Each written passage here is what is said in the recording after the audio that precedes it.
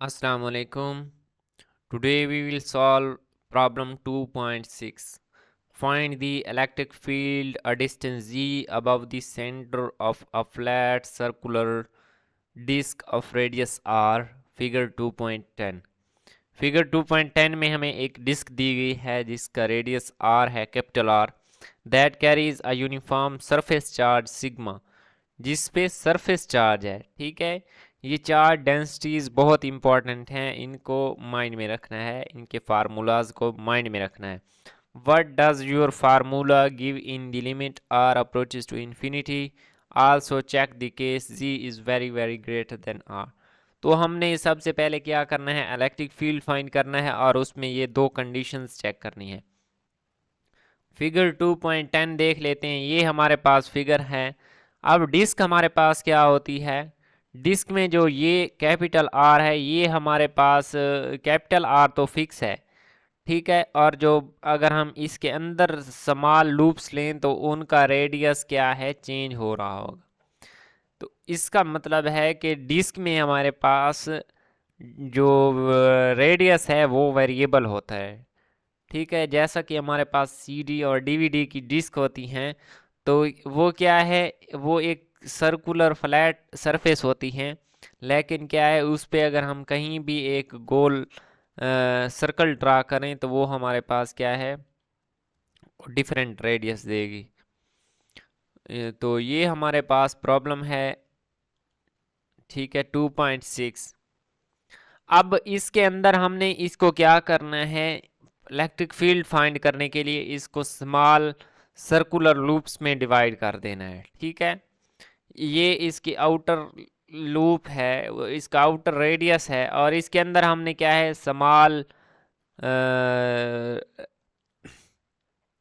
Small radius के क्या है, कम ड्रा कर लेने एलिमेंट्स, और देन उन सब की वजह से हमने क्या है, कैलकुलेट करना है, फील्ड कैलकुलेट करना है। अब ये डिफरेंट ऐसे ही करते जाएंगे और काफ़ी सारे ड्रा करने के बाद क्या है, हमने क्या है, एक की वजह से electric field D E find कर लेना है और उसमें उसको इंटीग्रेट करके होल डिस्क का हमने इलेक्ट्रिक फील्ड फाइंड कर लेना है।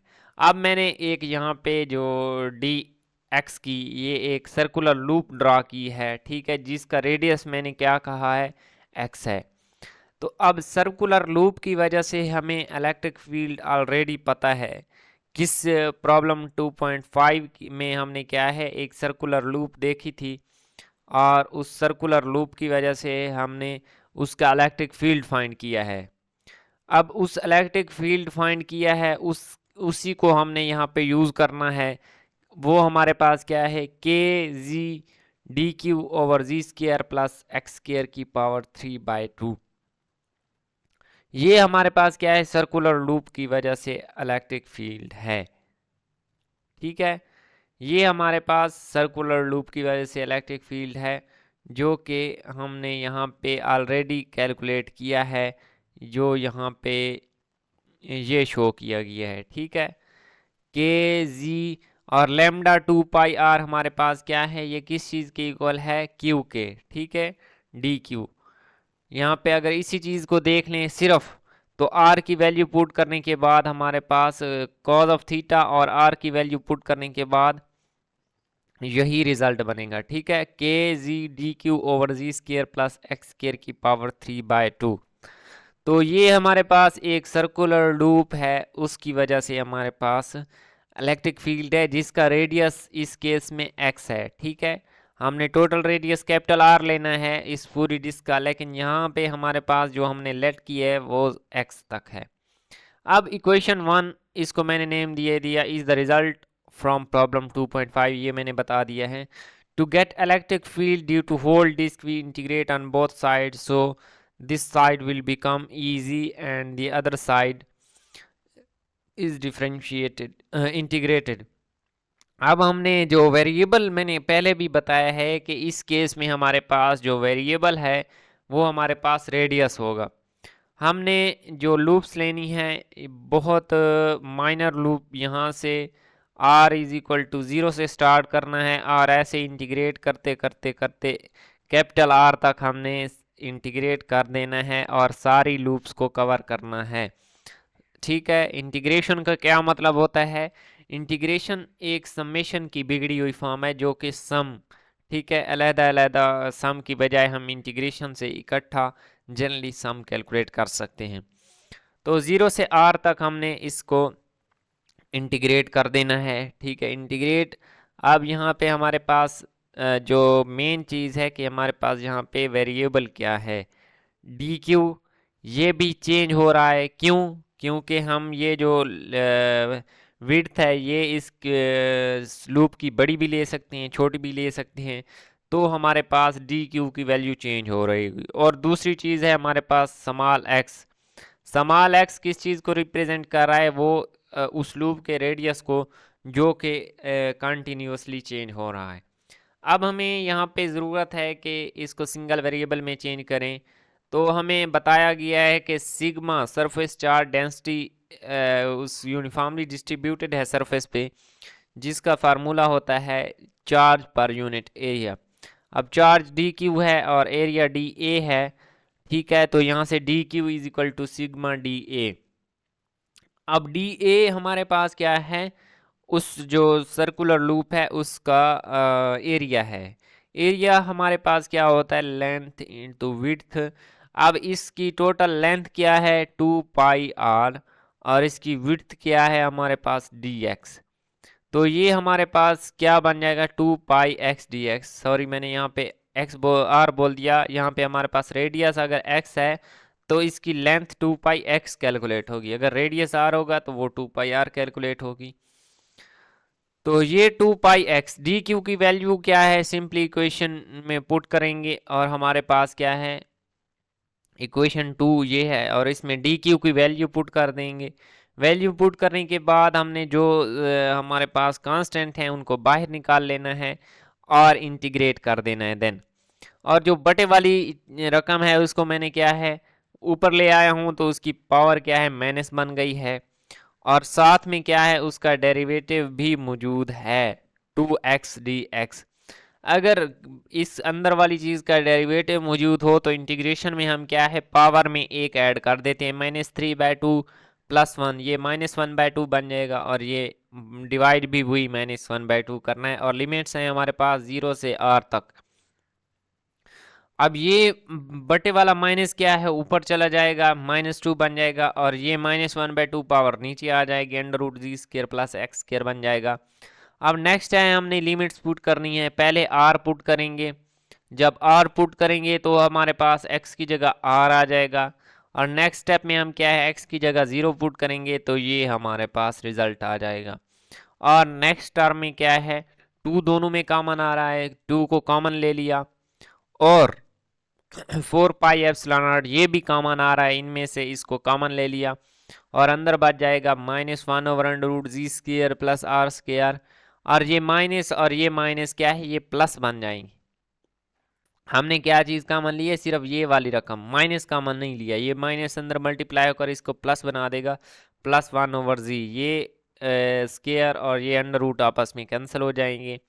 और नेक्स्ट टर्म में हमारे पास क्या है? 2π, और ये कैंसिल हो जाएगा 2 के साथ 2 और पाई के साथ पाई, तो ये बात जाएगा sigma g/2ε0 into 1/g -1/√g² + r² की।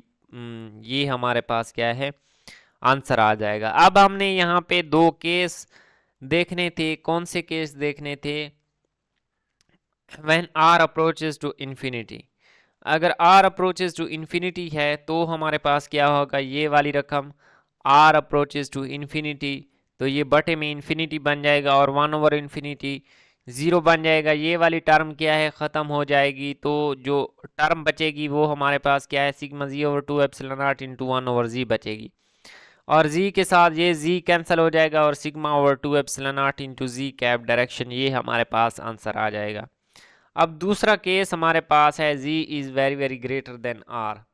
जब z ग्रेटर देन r हो तो हमें पता है g² + r² को हम लिख सकते हैं अप्रॉक्सीमेटली इक्वल टू g²। लेकिन अगर हम ये वाला स्टेप करते हैं तो ये सारा ज़ीरो हो जाएगा।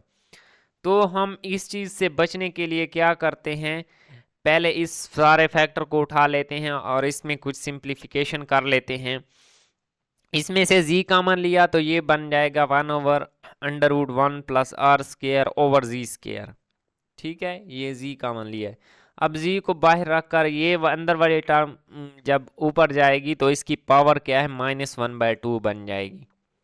अब यहाँ पे हमारे पास बायनोमल सीरीज ये बन जाएगी। बायनोमल एक्सपेंशन करेंगे। बायनोमल एक्सपेंशन का जनरल फार्मूला है 1 प्लस एक्स की पावर n को हम लिखते हैं 1 plus n x plus n into n minus 1/2 factorial into x square and so on.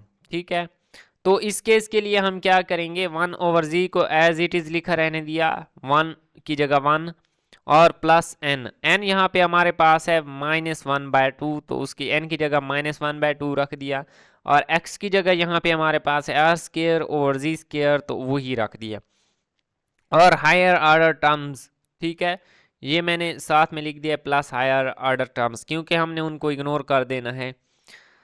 तो ये चीज़ अब हमारे पास 1/√z square plus r square का अंडर रूट किस चीज़ के इक्वल आ जाएगा, 1/z into 1 plus r square over z square की पावर -1/2। और ये चीज़ हमारे पास किस चीज़ की इक्वल आ जाएगी, जब ये 1/z को अंदर मल्टीप्लाई करेंगे तो ये आ जाएगा 1/z minus are square over 2z³। अब इसकी वैल्यू हमने कैलकुलेट कर ली है, इस फैक्टर की वैल्यू। इस फैक्टर की वैल्यू सिंपली पुट कर देंगे यहाँ पे और इक्वेशन 3 का रिजल्ट क्या बन जाएगा, ये बन जाएगा। ठीक है, और नेक्स्ट स्टेप में ये माइनस को अंदर मल्टीप्लाई करेंगे तो ये दो टर्म्स आपस में कैंसिल हो जाएंगी और हमारे पास रिजल्ट क्या बन जाएगा, sigma r square over 4 epsilon z square. ठीक है, ये एक जी और इसकी पावर के साथ कैंसिल हो जाएगा और जी स्क्वायर यहाँ पे बच जाएगा और ये 2 ज़र 2 4। तो ये हमारे पास आंसर यहाँ पे आ पहुँचा। नेक्स्ट स्टेप में मैंने क्या किया है, इसको भी ऊपर भी पाई के साथ मल्टीप्लाई किया है और नीचे भी पाई के साथ मल्टीप्लाई किया है। इससे हमारे पास क्या होगा, सिग्मा पाई आर स्क्वायर, ये हमें क्या देगा, चार्ज देगा। चार्ज हमारे पास क्या होता है, ये यहाँ पे मैंने बताया हुआ है कि sigma is equal to charge per unit area. अब हमें पास एरिया क्या है, अब हमने होल डिस्क का देखना है। होल डिस्क का एरिया क्या है, पाई आर स्क्वायर बनेगा, उसकी विड्थ नहीं है। ठीक है, तो उसकी विड्थ नहीं है, ये इसका क्या बनेगा, पाई आर स्क्वायर। ये हमारे पास उसका एरिया बनेगा और साथ में क्यू की वैल्यू यहाँ से है। अब सिग्मा पाई आर स्क्वायर की जगह हमने क्यू पुट कर देना है और 1/4 pi epsilon naught G square, इसको as it is into G cap. तो इस केस में जो दूसरा हमारे पास था when z very very greater than r, उस केस में हमारा आंसर ये आता है। ठीक है, ये हमारे पास क्वेश्चन के अकॉर्डिंग आंसर आ गया। नेक्स्ट प्रॉब्लम हम 2.7 को सॉल्व करेंगे। अगर यहाँ तक किसी पॉइंट की समझ नहीं आई तो कमेंट सेक्शन में पूछ सकते हैं।